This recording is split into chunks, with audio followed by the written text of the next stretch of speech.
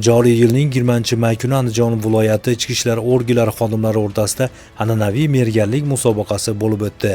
Musobaqa ichki ishlar organlari shaxsiy tarkibining jismoniy tayyorgarlik darajasini oshirish, xizmat faoliyatida zarur bo'lgan ko'nikmalarni mustahkamlash maqsadida tashkil etildi.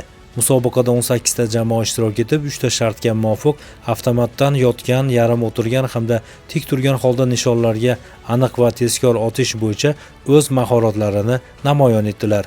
Musobaqa yakuniy natijalariga ko'ra 3-o'ringa Xo'jaobod tumani ichki ishlar bo'limi terma jamoasi loyiq ko'rilgan bo'lsa, 2-o'rin Buloqboshi tumani ichki ishlar bo'limi terma jamoasiga nasib etdi.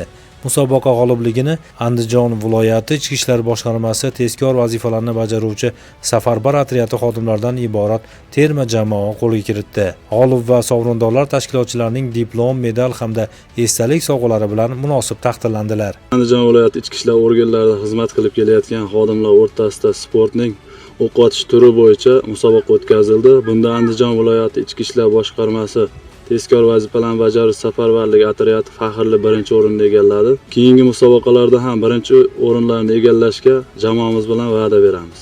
O'tkazilgan merganlik musobaqasi ichki ishlar organlari xodimlarining jangovar va jismoniy tayyorgarligini yanada oshirishga xizmat qilishi bilan birga, ularning kasbiy malakasini yanada mustahkamlashga muhim turtki bo'ldi.